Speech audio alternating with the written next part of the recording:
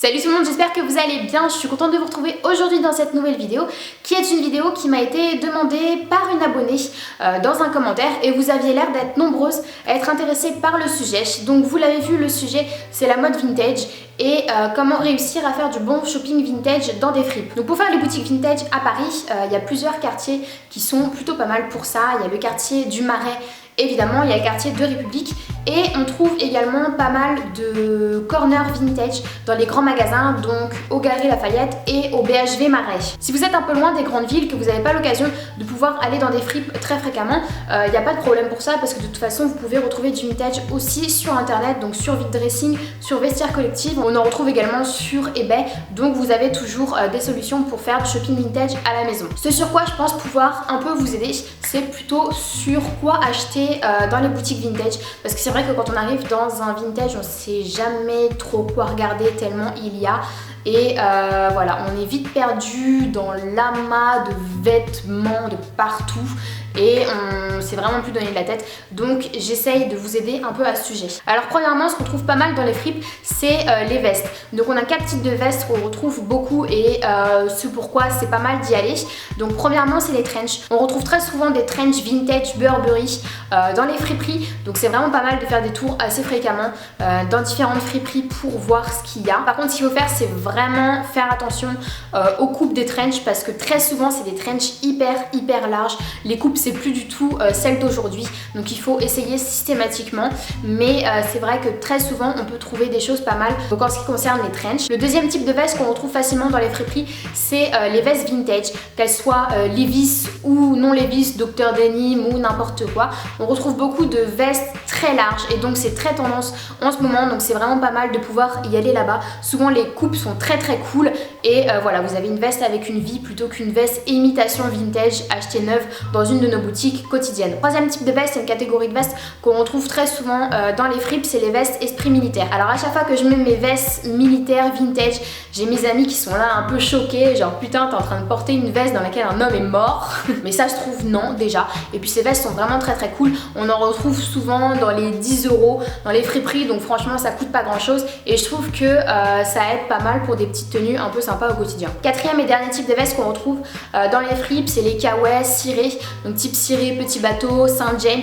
Je trouve ça hyper cool. La plupart du temps on retrouve des coloris qu'on n'a pas ailleurs et je trouve que les modèles sont plutôt sympas, donc étant donné que c'est également dans la tendance et puis c'est un intemporel, enfin vraiment les cirés ça a toujours existé et ça existera toujours, donc si vous êtes intéressé par ce type de veste, allez-y. Ensuite on attaque un peu l'essence, le graal de la boutique vintage, c'est le jean Levi's.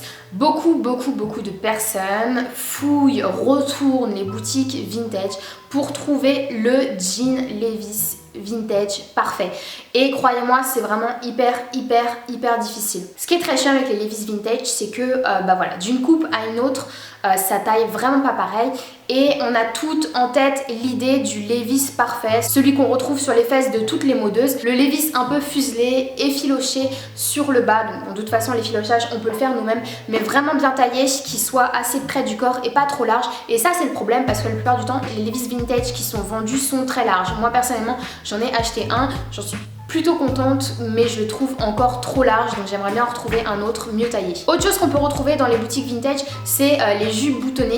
Je vous en avais parlé dans une de mes dernières vidéos, donc c'est très tendance depuis quelques saisons. On en retrouve énormément dans ce type de boutique là, étant donné que c'est une connotation un peu 70s, donc on en retrouve que ce soit en cuir, que ce soit en daim. Je crois qu'on en a aussi pas mal en jean dans les fripes, donc c'est très cool et voilà, on en trouve de couleurs un peu différentes. Je trouve que ça a vraiment pas le même style que celle qu'on retrouve maintenant, donc c'est intéressant d'y aller pour ça aussi. Ensuite, un type de vêtement qu'on retrouve pas mal en fripe et du coup ça nous arrange bien pour toutes ces tendances un peu streetwear, c'est les t-shirts, les sweats à logo. Donc dans les fripes on retrouve énormément de vieilles pièces streetwear hyper vieillottes mais qui sont hyper cool. On retrouve souvent des vieilles vestes Adidas ou Nike, on retrouve des t-shirts de baseball, on trouve des sweats avec des gros logos, Fila, Adidas, Nike, enfin toute la smala. Et c'est très facile de trouver des pièces super chouettes, vraiment pour que dalle. Donc franchement, étant donné que ça va avec les tendances actuelles, si vous voulez pas mettre 40-50 € dans un t-shirt avec un logo d'une marque streetwear neuf, et ben vous pouvez très facilement mettre 5-10 € dans un vintage et qui sera tout aussi cool. En ce qui concerne les accessoires, les principaux accessoires qu'on trouve en friperie, du moins les plus intéressants pour nous, ça va être de 1, les baskets. On retrouve plein de Converse, on retrouve plein de Nike très vieilles. Souvent elles sont un peu déglingues, mais je trouve que le style il est plutôt sympa.